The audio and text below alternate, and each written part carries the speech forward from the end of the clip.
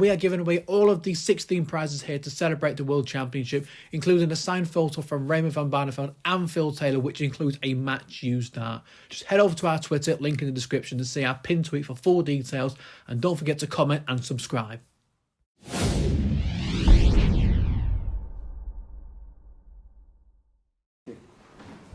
Luke, many congratulations, a World Championship finalist. Just how special does that feel? Really special.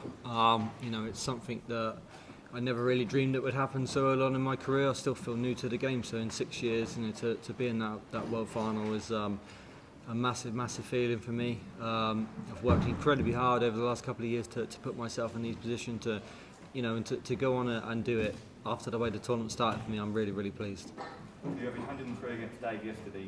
Tonight, that's one of the best we've ever seen on the Ali Pali stage. Do you feel like you're hitting top form now at the perfect time? I think that's probably one of the best ones I've played ever on the stage. So, I hope it ain't one game too early, but obviously I needed to put in a statement performance because Luke was fantastic tonight, and if I put in an edgy performance, everyone would have probably thought it was a one-sided final. Where now I've allowed that for everyone to dream that it's going to be one of the best finals. So really pleased with that. I think every aspect of my game was as I wanted it to be. As soon as I walked in this afternoon, the way I went on the practice board, the way I went on the stage, just everything felt great. This also confirms your position as a new world number one. It's been quite a journey for you. Just how proud a moment is this? Yeah, it's a massive moment because being world number one is something that you can only dream of as a kid. And to finally reach that pinnacle for me is massive. It opens loads of doors. There's only been quite a minimal few world number ones over the years, and I joined them elite players that have finally managed to get to the mountain, and it's a really tough one to get to because you have to win a lot to get there. For me to get there, it is incredible. But I think I said it yesterday. As much as I love being world number one right now, tomorrow would stay with me forever if I'm world champion. So my mind is fully focused on that first. And it promises to be an incredible final against Luke tomorrow. What have you made of what he's achieved over the last few weeks here? Yeah, regardless of what happens to both of us, I think, if I don't go on and win tomorrow, I've achieved the most incredible thing this year, winning 3 majors, being a world finalist, world number one. It's amazing. And if Luke don't go on and be world champion and I win, he's gone on and achieved something that's absolutely incredible, being a 16-year-old making a world final in his first try. It's absolutely amazing. One of us are going to get that achievement of being world champion. Unfortunately, both of us can't. So it's a massive spectacle, and I feel like both of us are going to be really excited, and they might see some nervy, edgy bits in there, but one of us are going to be really overjoyed tomorrow, and I just hope it's me. Thank you. Luke, congratulations. This roller coaster of a journey you've been on, major titles, world number one, world finalist. You've played it down throughout. Do you now believe you've joined the elite of the sport with these achievements? Yeah, I do now because I've been world number one, and I don't think you get there by a lot. But I don't play it down. I'm not one for trash talk. I don't want to sit and say I'm the best, I'm this, I'm that. I just rather let my darts do the talk and let them go and let people say what they want to say. I'm just really privileged to be sat in the position I am as a professional dart player. I really enjoy the job. I love what I do. I love going around the world playing like I have done this year, and just the way the last 3 months have gone have been a dream, and it's something that you don't want to end. And one more game for me is all I want to do now. Just one more great game, go on and win that world title, and it kind of is an achievement accomplished in my career. You touched on making a statement there. Did you feel extra pressure going up there then because of what Luke Littler had produced beforehand? No, not really. I didn't feel extra pressure. I just, the way he played, it was, important for me to go out there and make it, everyone to believe it's going to be a closer game than everyone thought. I didn't want an edgy game. I didn't want to go up there and scrape through. I wanted to play my best. And like I said before, in the practice room, it felt amazing. I felt really good, and I showed it on the stage. So 24 hours tomorrow, hopefully I'm doing the same. Remember, you spoke about the pressure you felt in your first major final. Do you think that he'll feel the pressure tomorrow, being his first major final and the biggest one of all? Well, you'd think so, but I don't. You would think that, but I don't think he is, because the way he handled himself tonight, I don't think there's any nerves coming from him. The way I played tonight, I don't think any nerves coming from me. I just think in them really close, edgy moments, no one knows what's going to happen. One of us tomorrow, our lives will change forever. So there's a lot on the line, and I feel like when you're in them moments where you want one dart, a double to take the set, and you take it or you miss it, that they're career-defining moments. So who knows what will happen. Luke, many congratulations. Thank you. Luke, you've had some edgy moments, I think it's fair to say, in this tournament. Is that the most comfortable you felt on that stage? It is. It really is. You know, like you said, I've had some edgy moments. I think the first game was, you know, acceptable. It was the first. Obviously, you just want to get through the first round, and then obviously Ricardo. It didn't feel right. Everything felt, you know, hard to come by. I couldn't find a treble. I scraped through that one. Then, you know, I started to find a decent level against Joe. It was a cracking game. I just managed to, you know, scrape through it again, and then against Chizzy, it felt amazing tonight. It felt even better. You know, the finishing on the big finishes were, you know, aesthetically pleasing more than anything, and you know, I just felt $1 million tonight. Everything felt right, and you just pray that you'll come in here tomorrow and it'll feel the same. You would have hoped and thought you'd be in the World Championship final. Can't imagine you would have thought Luke Littler would have been the man you'd be facing at the start of the tournament. I mean, I probably believed him a lot more than everybody else, because I just know how good he was. The only thing that would have sat in my mind is, you know, in this big occasion, can you do it? And he's just showed he can. So for me, I don't think it's a massive surprise. I think he's shown this over the last year how good he is, and he just showed he's got a lot of bottle, a lot of tenacity, and it won't be overruled tomorrow, and I won't be either. So I'm really looking forward to the prospect of a final between me and Luke.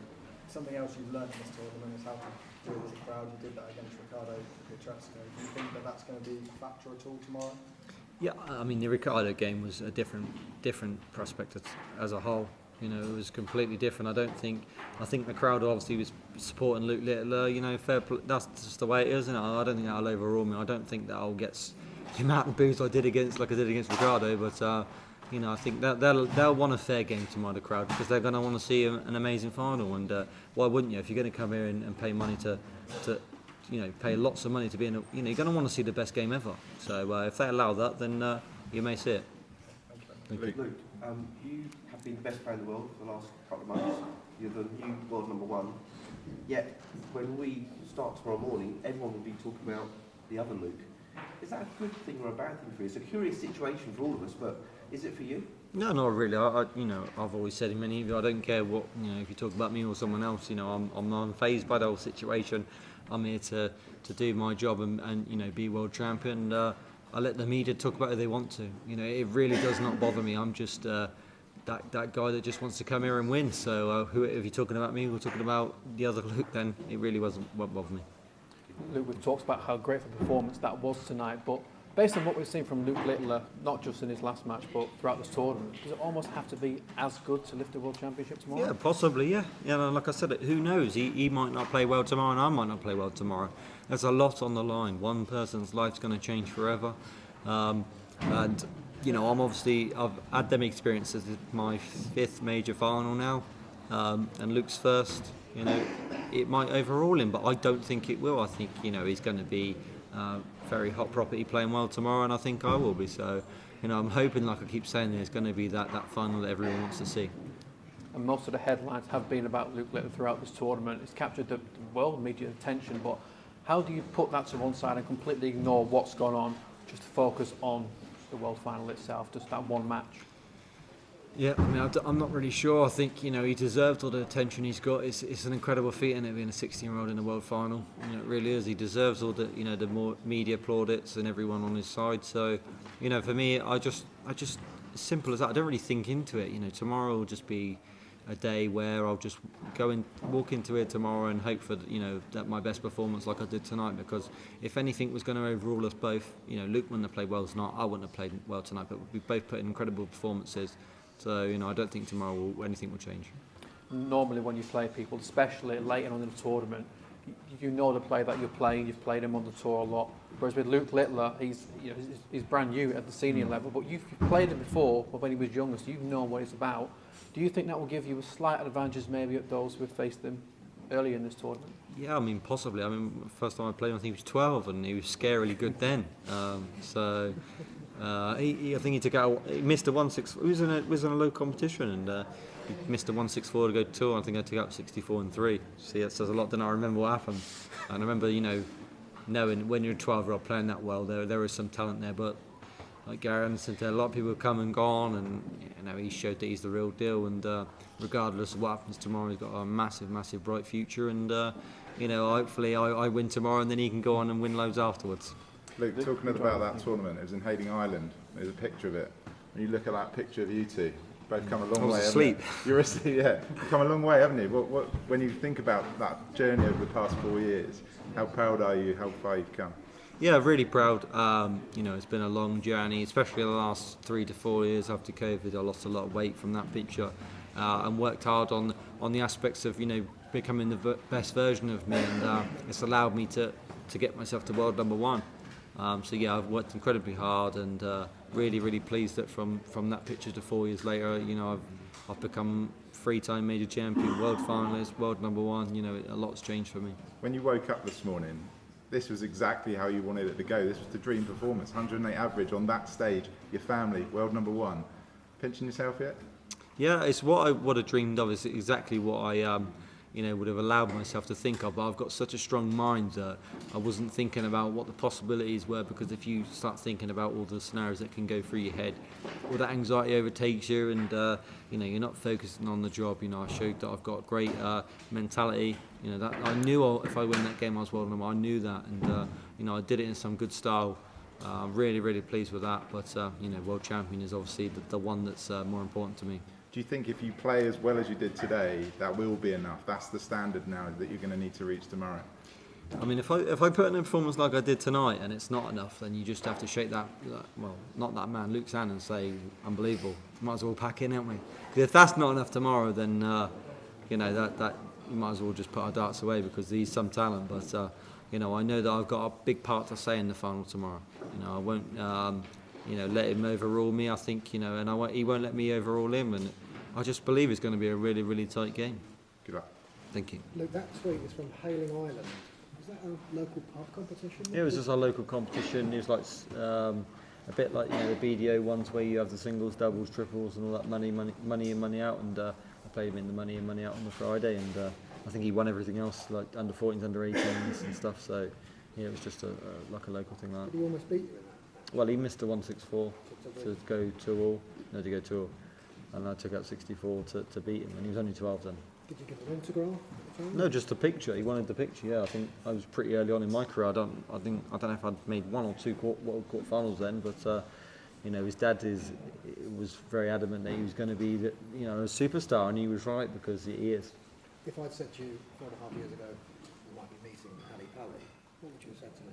I'd say we'd probably meet each other in the first round or something.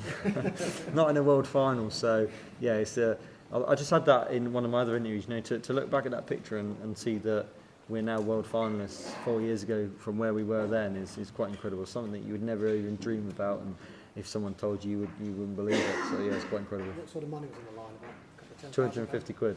250 quid. A little bit more now. 200 grand now. Yeah, it's a little bit more now, and it's not just the money though. The money's not important for us. Being world champion can open avenues and open doors for you that money will never buy you. It's more important being world champion than winning £500,000. If you lose your first world final and you lose it to a 16-year-old, you could look at it and think that's going to leave you with scars. But is this kid so good that actually it's not a shame losing to him? Absolutely not. In the way he's played, there is no scars. If I was to lose tomorrow, then there is no scars. I've not lost to a 16-year-old. I've just lost to a good player.